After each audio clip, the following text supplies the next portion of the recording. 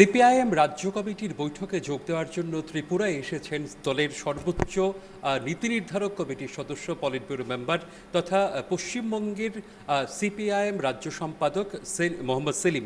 আপনাকে স্বাগত জানাচ্ছি। প্রথমেই প্রশ্ন হচ্ছে এই যে সরাসরি পশ্চিমবঙ্গ থেকেই বলছি, কারণ এখন ধারাবাহিক সিরিয়ালও বোধ হয় পশ্চিমবঙ্গের রাজনীতিকে হার মানাবে।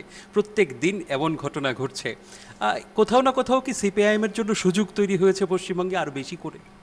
এটা আলাদা করে সিপিএম বা সুযোগ ব্যাপার নয়, সে তো গোটা বিশ্বেই কমিউনিস্টদের, বামপন্থীদের, প্রতিবাদীদের সবসময় যে কোনো সময় সে অনুকূল অবস্থা হোক বা প্রতিকূল অবস্থা হোক সচল থাকতে হয়, সক্রিয় থাকতে হয় আন্দোলন সংগ্রাম সংগঠনের মধ্যে দাঁড়িয়ে। আর সিপিএম কোনো সুযোগ সন্ধানী দল নয়।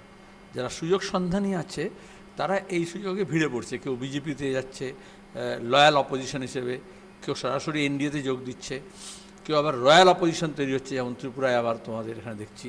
তো সিপিএম এই লয়াল অপোজিশন বা রয়্যাল অপোজিশন নয়, অ্যাজ এ ট্রু অপোজিশন, যেখানে বুলডোজার নিয়ে যখন রাজনীতি হচ্ছে, যখন সরকারি কর্মচারীদের ওপরে গ্যাগ অর্ডার হচ্ছে, যখন যা প্রতিশ্রুতি দেওয়া হয়েছিল নির্বাচনের সময় তার উল্টোটা করা হচ্ছে, সে যেই সরকার আসুক তার বিরুদ্ধে সিপিআইএম লড়াই করেছে, কারণ মানুষের স্বার্থ সর্বোপরি।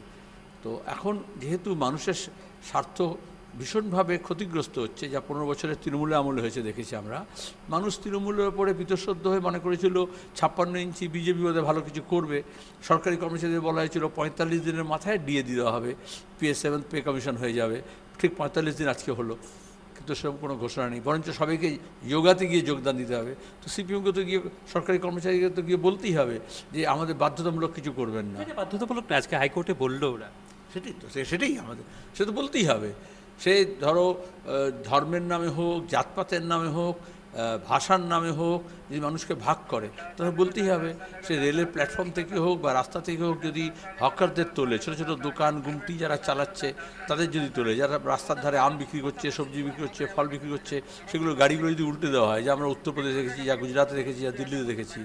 আমরা এখানে বিশেষত পশ্চিমবঙ্গে একটা উদ্বাস্তু সমস্যা হয়েছিল, ছিন্নমূল মানুষ এসেছিলেন, তারা মাথা গোঁজার ঠাঁইয়ের জন্য, কলোনি তৈরি করার জন্য এবং জীবন জীবিকার জন্য নানান জায়গায় তারা আশ্রয় নিয়েছিলেন।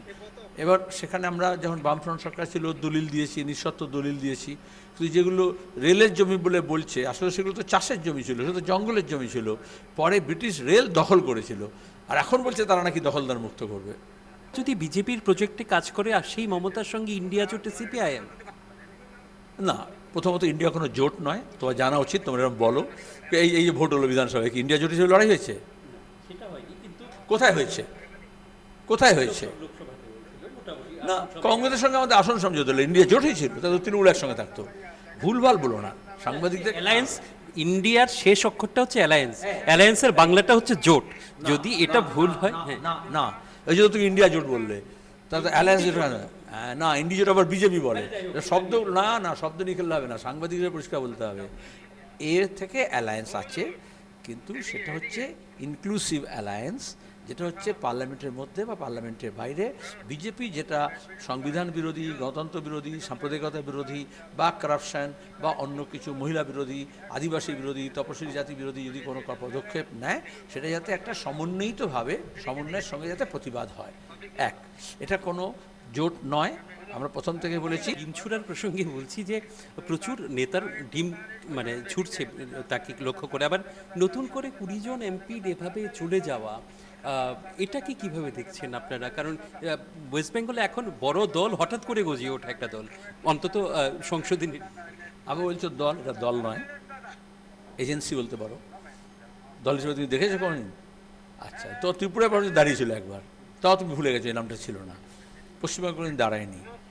এরকম সেল কোম্পানি হয়, যেমন লিপস অ্যান্ড বাউন্স ছিল। গত 50 বছরে তো বামেরা, গত 50 বছরে তো এইরকম দুরবস্থা কখনো হয়নি যে কোনো রাজ্যে ক্ষমতায় নেই বামেরা। রাজনীতি এরকম হয়, আজ যে রাজা কাল সে ফকির। ফকির তাহলে হলেন না, তো মোদি বলেছে ফকির, তো সে একটা লেভেল নিয়ে নিয়েছে, সে ঝোলা নিয়ে চলে যাবে যখন, তখন সে ফকির হবে। ওটা অ্যাডভান্স বুক। আপনি যে বললেন, বলছি, উর্দুতে একটা শায়রি আছে, এটা বোঝো কেন বললাম। कल जो साहिब मसनद थे आज वो नहीं है। मसनद তো বাংলা বোঝো, সাহেবে মসনদ মানে যে মসনদে আসীন ছিল কাল, আসছে নেই। এতক্ষণ ছিলেন মোহাম্মদ সেলিম এবং তিনি বিভিন্ন বিষয় নিয়ে কথা বলেছেন। তার এর মধ্যে মূল একটা বিষয় হচ্ছে ত্রিপুরার প্রেক্ষাপটে যদি বলি, পশ্চিমবঙ্গের তৃণমূল কংগ্রেস বিজেপির মুখোশ এবং ত্রিপুরাতে তিপ্রামথা বিজেপির মুখোশ, এরকমটাই অভিযোগ করেছেন। এবং এখানে অপোজিশন হচ্ছে রয়্যাল অপোজিশন, অর্থাৎ কার্যত তিপ্রামথাকেই তিনি কটাক্ষ করলেন। দেখছিলেন এই মোহাম্মদ সেলিমের সাক্ষাৎকার। আগরতলা থেকে ক্যামেরায় অর্পণদের সঙ্গে ভূপাল চক্রবর্তী, নিউজ লাইভ বাংলা।